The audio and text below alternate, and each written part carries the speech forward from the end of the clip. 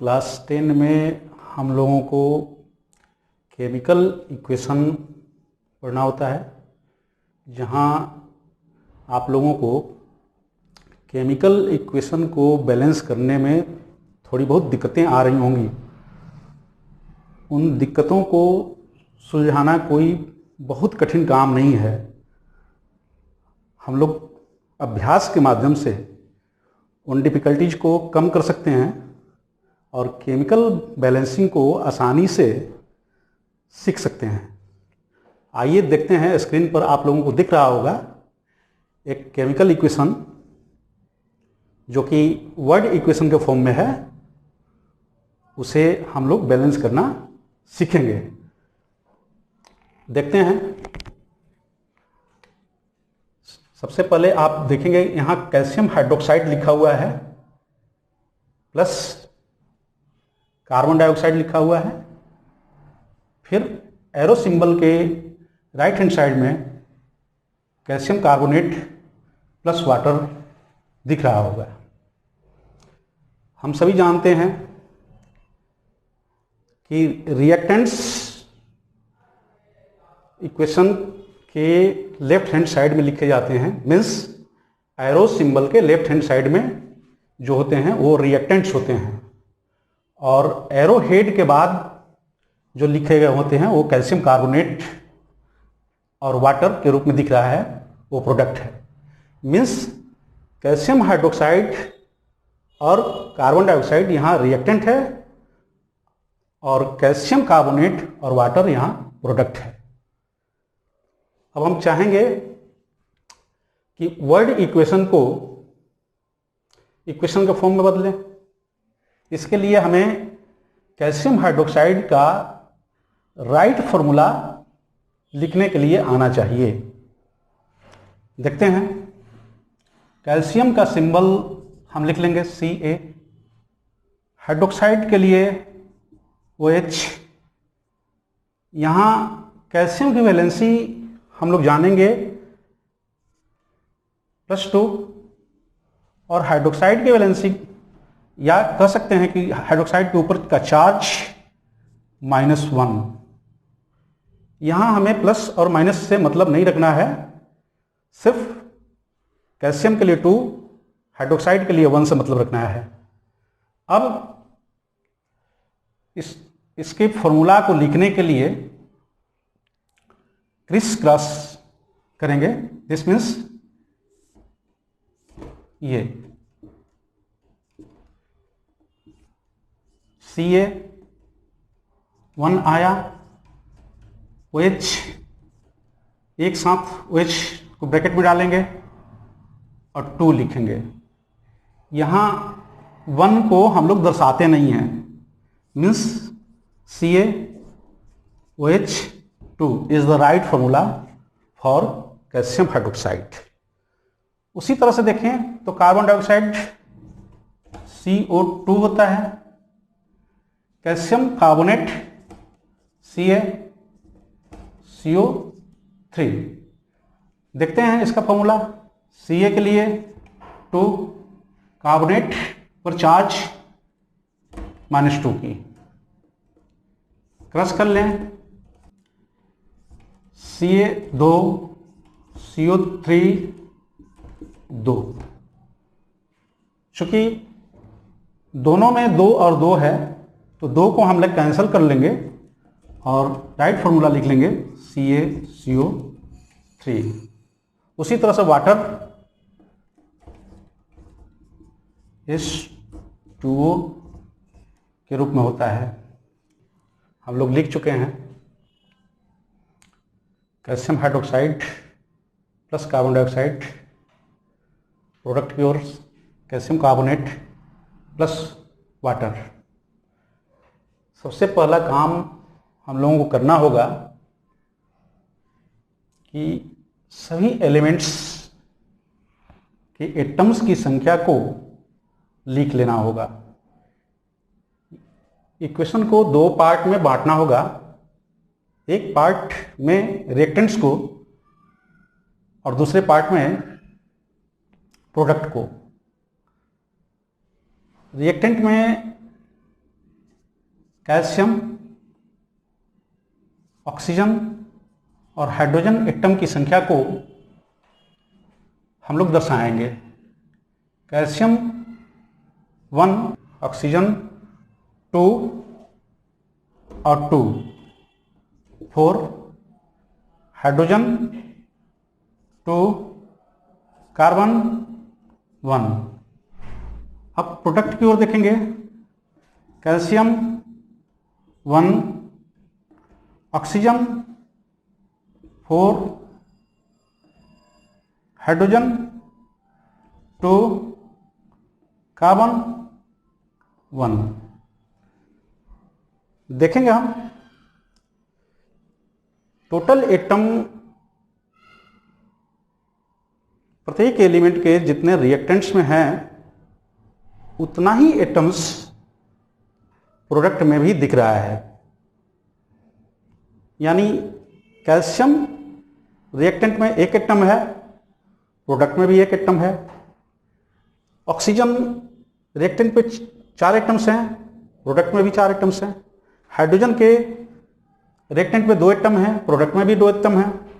Carbon के reactant में 1 atom है, प्रोडक्ट में भी 1 ही एटम है। इस तरह से हम कह सकते हैं कि दोनों साइड में टोटल एटम्स की संख्या इक्वल है।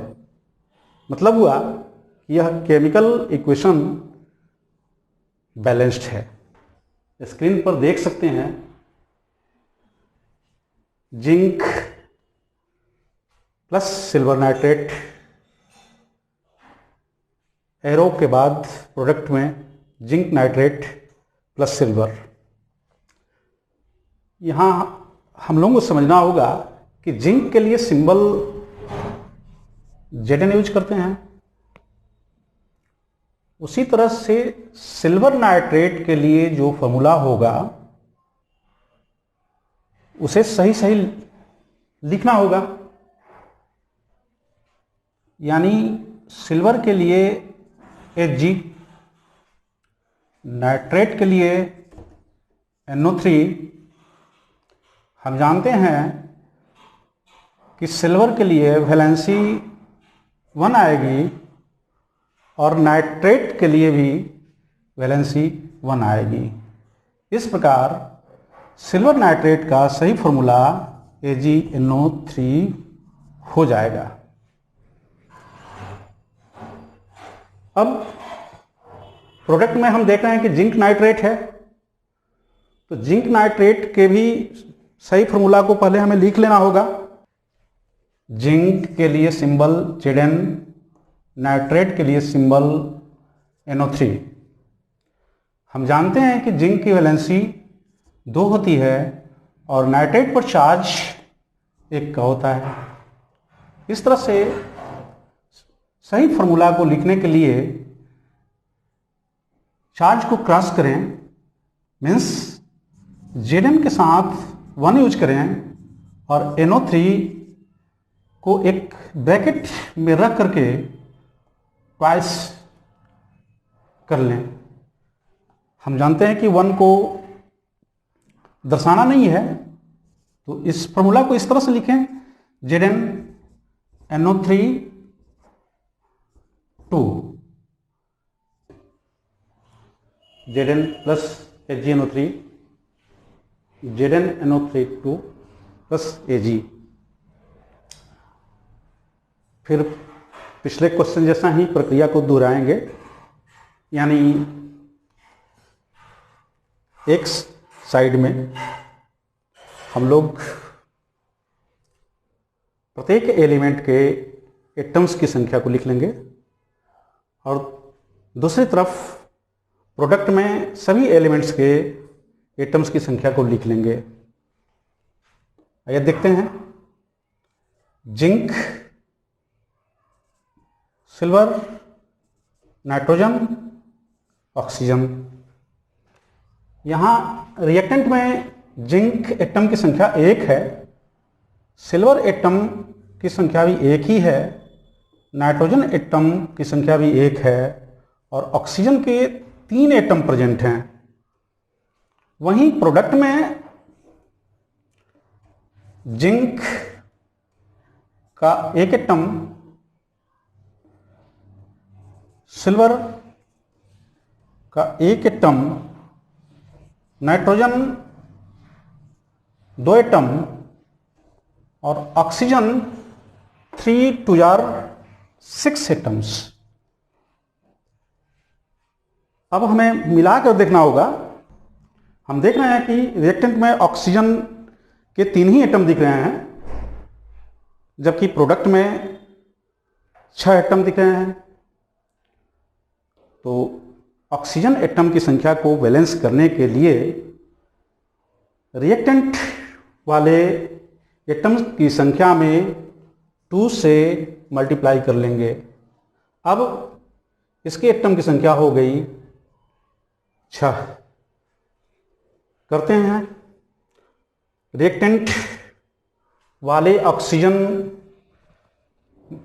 की संख्या को 6 करने के लिए AgNO3 में 2 से मल्टीप्लाई करेंगे।